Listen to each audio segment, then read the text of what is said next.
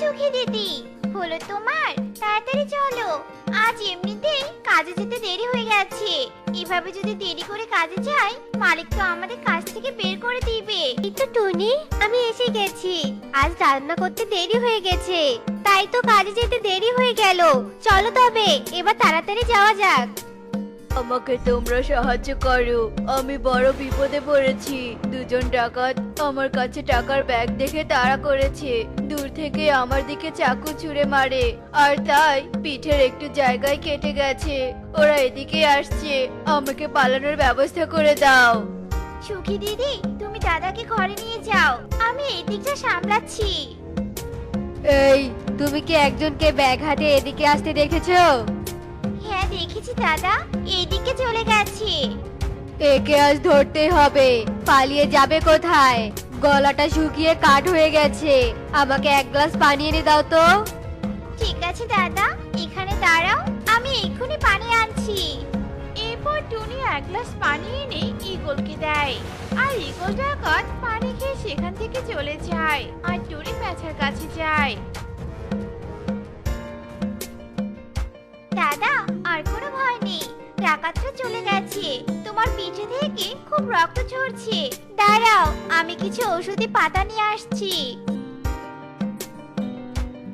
দাদা, তোমার শরীরে রক্ত পড়া বন্ধ হয়ে গেছে, এখন আর কোনো চিন্তা নেই, এবার তুমি বাড়িতে যেতে পারো। তোমাদের অনেক ধন্যবাদ, আজ তোমাদের জন্যই টাকাগুলো ফিরে পেলাম, আর নিজের জীবনও ফিরে পেলাম। ডাকাতরা ধরে ফেললে কিছুই রাখতো না। তোমরা যেন কোথায় যাওয়ার জন্য বেরিয়েছিলে, আমার জন্য তো যাওয়াই হলো না। দাদা, একজন পাখির জীবনের থেকে তো আমাদের কোথাও যাওয়াটা বড় নয়। আমরা কাজে যেতে ধরেছিলাম, কিন্তু আজ দেরি হয়ে গেছে, তাই আর কাজে যাব না, কাল আবার যাব। ও, তোমরা অন্যের জমিতে কাজ করো নাকি নিজের জমিতে? অন্যের জমিতে দাদা, আমাদের নিজের কোনো জমি নেই, তাই অন্যের জমিতে কাজ করে কোনোভাবে খেয়ে থাকি।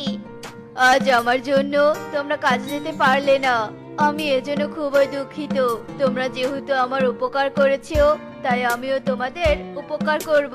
এই নাও কিছু টাকা, এই টাকা দিয়ে তোমরা জমি কিনে তোমাদের জমিতে ফসল ফলাবে, তাহলে আর অন্যের জমিতে কাজ করতে হবে না। কিন্তু দাদা, তোমার কোনো কাজের টাকা আমাদের দিলে তোমার সমস্যা হবে না? আরে না, কোনো সমস্যা নেই, এখানে আরো অনেক টাকা আছে, এগুলো দিয়েই হয়ে যাবে। আমি এখন আসি তবে। সুখী মিলে টিয়ের কাছ থেকে আবাদে কিছু জমি কিনে নেয়। টুনি, এই জমিতে কি চাষ করবে ভাবছো? এখন তো ধানের মৌসুম চলছে, তাই আমরাও এই জমিতে ধান চাষ করব। চলো, আজ থেকে জমি তৈরি কাজ শুরু করে দেই।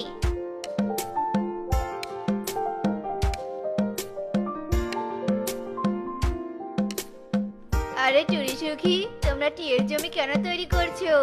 দাঁড়াও, চুরি করে টিয়ের জমি তৈরি করে ফসল ফলানো বের করছি, এক্ষুনি টিয়েকে সবটা বলে দিব। আরে, আমরা টিয়ের জমি চুরি করে কেন ফসল ফলাতে যাব? আমরা তো টিয়ের কাছ থেকে জমি কিনে নিয়েছি, বিশ্বাস না হলে টিয়ের কাছে গিয়ে শুনে আসতে পারো।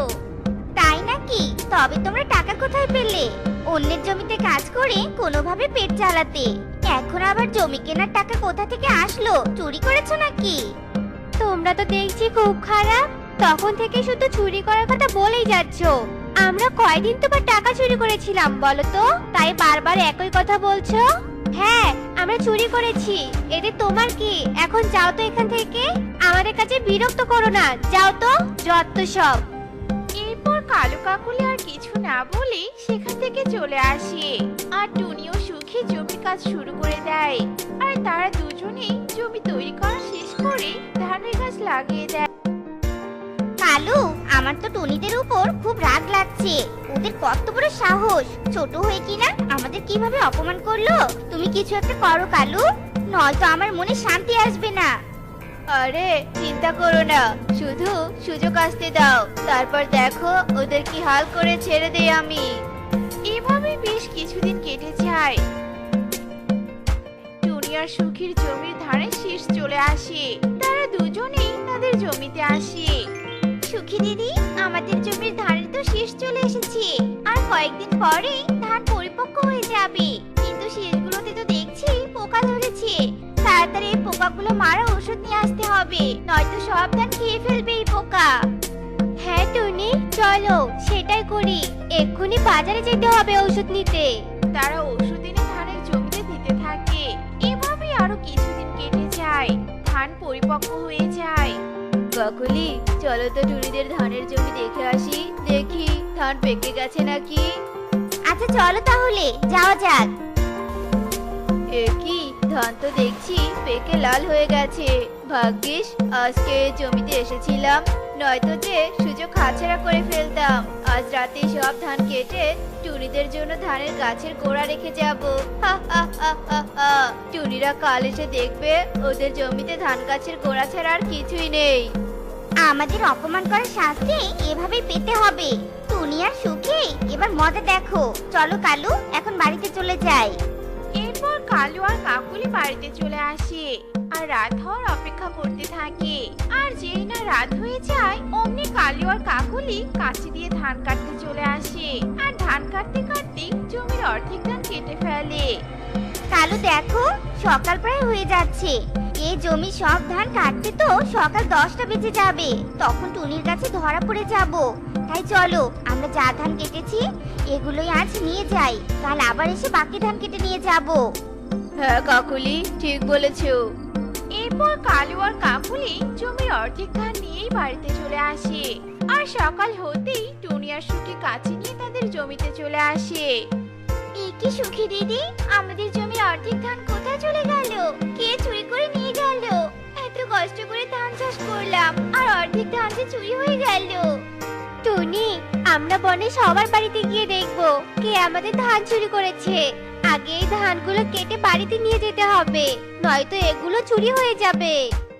এরপর টুনি আর সখী বাকি ধানগুলো কাটতে শুরু করে দেয়।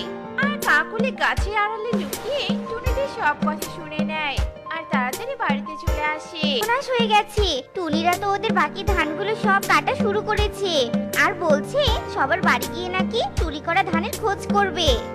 তাই নাকি? তাহলে এক কাজ করতে হবে, আমাদের ঘরে ধান রাখলে তো টুনিরা এসে দেখে ফেলবে। তাই আমরা আমাদের ঘরের পেছনে একটা নতুন ঘর তৈরি করব আর আমাদের এই পুরাতন ঘরটা টুনিদের দেখাবো।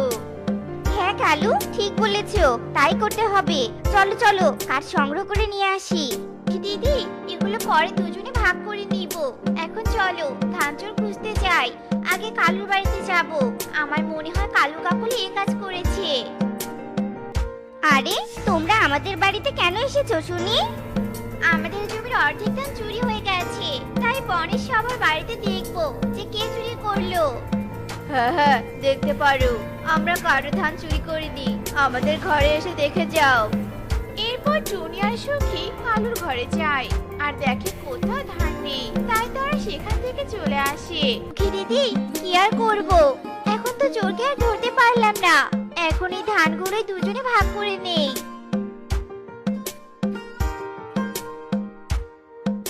একে কি, হঠাৎ এত জোরে ঝড় আসলো, না জানি আমাদের নতুন ঘরটা কি অবস্থা হয়। তাড়াতাড়ি কোনো রকমে ঘরটা বানিয়েছি টুনিদের জন্য ধরা পড়ে যাব বলে। ঝড়ে যদি উড়ে নিয়ে যায় তাহলে তো ধরা পড়েই যাব। ধুর, এই ঝড়ে কি ঘর ভাঙবে? এত চিন্তা করো না তো, দেখো একটু পরে ঝড় থেমে যাবে। এসব বলে কালু কাকুলি ঘুমিয়ে পড়ে আর এদিকে ঝড় আরো বাড়তে থাকে। এক পর্যায়ে প্রচন্ড ঝড় বাতাসের কারণে কালুর বানানো নতুন ধান রাখা ঘরটা ভেঙে মাটিতে পড়ে যায় আর ধানগুলো বৃষ্টির পানিতে ভেসে যেতে থাকে। কি ব্যাপার, এই ধানগুলো কোথা থেকে আসছে? এগুলো তো আমাদের জমির ধানের মতোই লাগছে। দেখি তো যাই তো, এই ধানগুলো পড়া অনুযায়ী কোথা থেকে আসছে বুঝতে পারবো। ও আচ্ছা, এই ব্যাপার। তার মানে চোরের আবার বড় গলা। দাঁড়া, তোদের শিক্ষা দিয়েই ছাড়বো। এরপর টুনি সেখান থেকে চলে যায় আর বনের সব পাখিদের কালুর বাড়ির সামনে নিয়ে আসে আর সবাই কালুর ঘরে পাথর ছুঁড়তে থাকে। এই চোর কালু কাকুলি, ঘর থেকে বেরোচ্ছিস না কেন? ঘরের পেছনে নতুন ঘর করে ধান রেখেছিস আর সেগুলো তো বৃষ্টিতে ভেসে গেছে, আর বলিস চুরি করিসনি? চোর কোথাকার! বাইরে আয় বলছি, তোদের চুরি করা শাস্তি পেতেই হবে আজ। বাইরে আয়, বাইরে আয় বলছি। কাকুলি যেভাবে ঢিল ছুঁড়ছে আমরা বাইরে গেলে বুঝি মেরেই ফেলবে। তাই চলো আমরা জানালা দিয়ে পালিয়ে যাই। আর জীবনে এমন চুরি করব না। চুরি করা জিনিস দিয়ে কখনো উন্নতি করা যায় না। চলো চলো পালাই। এরপর কালু কাকুলি জানালা দিয়ে বেরিয়ে পালিয়ে যায়। আর তখন থেকে টুনি আর সুখী মিলে জমি চাষ করে সুখী দিন কাটাতে থাকে।